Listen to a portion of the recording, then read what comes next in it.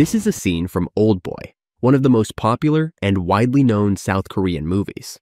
Since it came out in 2003, it has been a gateway to Korean cinema for many people. In this video, I will talk about its history, dating back to 1919.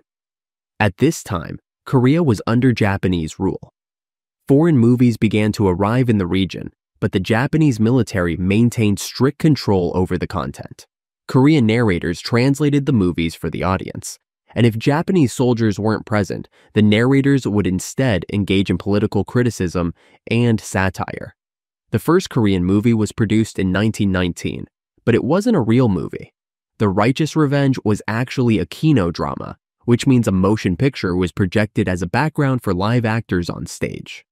The Kino-drama was short-lived, however, and 1924 saw Korea's first actual silent movie, The Story of Jangwa and Hongrion. It was based on a Korean folk tale about two sisters and their evil stepmother. It was remade many times, including 2003. The first Korean talkie was The Story of Chun-yang in 1935. It is a classical love story between people from different social classes, and once again, it was remade many times. But with the advent of the talkies came even more censorship and restrictions from the Japanese colonizers. The government required all movies to be submitted to a censorship board for approval before being screened. As a consequence, during the Japanese occupation, only 157 movies were produced. Most have been cut, changed, destroyed, or badly archived, and none can be found in their original form. After Japan's defeat in World War II, Korea enjoyed a brief period of creative expression. Their new liberty became a common topic of movies. For example, Viva Freedom from 1946 depicted freedom fighters near the end of the colonial age. However, the Korean War broke out a few years later and very few movies were produced. Most of the cinema infrastructure was destroyed. Encouraged, the world listened for news of the final signing that would mean ceasefire in Korea. It came on July 27, 1953. General Clark... After the ceasefire, the new South Korean president Syngman Rhee wanted to rejuvenate the film industry by exempting it from taxes. Movies were still heavily censored and focused on nationalism, but the number of productions skyrocketed, going from 6 in 1953 to 111 in 1959. The 1955 remake of The Story of Chun-yang was the country's first blockbuster. The Housemaid from 1960 is an important film from this era, and it's considered as one of the best Korean movies of all time. It shows the destruction of an upper-middle-class family after a seductive maid joins the household. It was remade in 2010 and referenced in 2023's Cobweb. In 1961, Aimless Bullet told the story of a poor accountant struggling to support his family. His sister turns to prostitution. His bedridden mother is a burden. His daughter needs shoes she can't afford. And on top of everything, he has a toothache.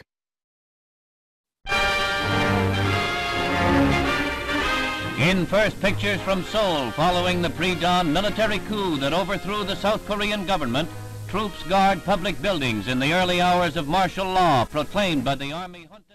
Park Chung-hee's military coup in 1961 and the subsequent dictatorship government put an end to South Korea's cinematic renaissance. The motion picture law was enacted, limiting the number of imported and produced movies.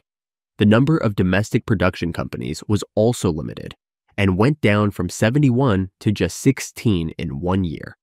Films about illegal subjects like communism, obscenity, or topics that could harm the country's image were also censored. Government quotas were meant to lower foreign sales and stimulate national capital by producing domestic movies. In 1973, the Korean Motion Picture Corporation was established to further support this goal. However, they mainly focused on politically pleasing movies that would push the government's agenda. These films were viewed as propaganda and were unpopular with audiences. Television also became widely accessible, which contributed to low box office.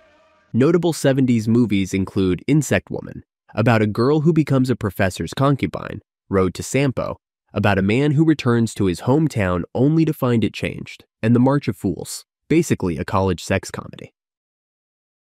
The late 70s and early 80s saw a period of rapid political change with the assassination of Park Chung-hee and the Gwangju Uprising. The government started to reduce its control over the film industry, which began to prosper as a result. The motion picture law was revised, allowing independent movies to be produced, and a new generation of filmmakers entered the industry. Korean movies were increasingly being recognized abroad, and in 1987, Kang Soo-yeon won Best Actress at the Venice Film Festival for the movie Surrogate Mother. However, the revised law also opened up the market to foreign films and production companies, and for the first time, Korean films had to compete on equal terms with Hollywood and Hong Kong. Their market share plummeted, reaching its lowest point in 1993, when Korean movies earned only 16% of the box office. The only protection against foreign competition was the screen quota system, which made screening domestic movies for up to 146 days out of the year mandatory for theaters. In 1992, Marriage Story became the first movie financed by a Chaebol, a corporate conglomerate. In this case, it was Samsung, which financed 25% of the movie. Other Chaebols included Daewoo and Hyundai, and this financing scheme transformed the film business into a vertically integrated system. For the first time, the financing, production, exhibition, distribution, promotion, and home video release of a movie was all controlled by a single company. Many of these chaebols dropped out after the late 90s Asian financial crisis, but some still remain. Around this time, a new government strategy sought to turn Korea's cultural and media production into an export commodity. Korean cinema and music, referred to as K-pop, began expanding into new markets. As a result, film sales grew exponentially. Then, Shiri came out in 1999 and changed everything. It was about a spy from North Korea trying to overthrow the government. It was one of the first big-budget action movies and became an unprecedented box office success. Since then, Korea has entered a boom period that emphasizes quality, cultural significance, and popularity, also known as the Korean New Wave. With help from the screen quota, movies like Shiri, Silmido, and Joint Security Area sold more tickets domestically than Titanic, The Matrix, or Harry Potter. In 2003, Oldboy became a hit that opened up interest for Korean movies, especially in the United States, where Oldboy was unsuccessfully remade 10 years later. In 2006, the screen quota was cut to 73 mandatory days, but the industry has still continued to grow, repeatedly surpassing sales from previous years. Along with ticket sales, the film industry also enjoys critical acclaim from international festivals. Oasis won second prize at the Venice Film Festival in 2002. Oldboy came in second at Cannes. Kim Ki-duk won Best Director at the Berlin Festival for Samaritan Girl, and he won the Silver Lion in Venice for Three Iron. In 2012, he became the first Korean to win the Venice Film Festival for Pieta. In 2018, Lee Chang-dong won at Cannes for his thriller Burning. Korean cinema's greatest international success came with Bong Joon-ho's 2019 film Parasite, which swept up numerous awards including the prestigious Palme d'Or at the Cannes Film Festival, a first for Korea. Parasite's successful run culminated when it was nominated for 6 Academy Awards and came home with 4, including Best Director, Bong Joon-ho, and Best Picture. Parasite. A year later, Yoon Yoo-jung became the first Korean actress to win an Oscar for her performance in Minari, a film about Korean immigrants struggling to make a living in the U.S. During his Golden Globe acceptance speech, which he won right before the Oscars, director Bong talked about the so-called 1-inch tall barrier, highlighting the struggle of foreign films to break into the U.S. due to audiences being wary of reading subtitles. But South Korea has been doing fairly well in this regard.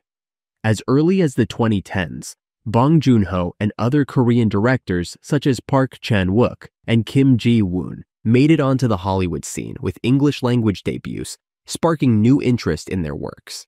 Since then, Korean movies and TV shows, usually referred to as K-dramas, became widely available on Netflix and have enjoyed global popularity, while Korean directors and actors continue to work in international productions.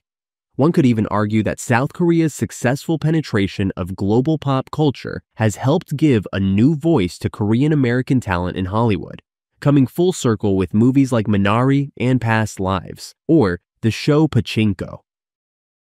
Thank you for watching, and if you liked the video, please hit subscribe.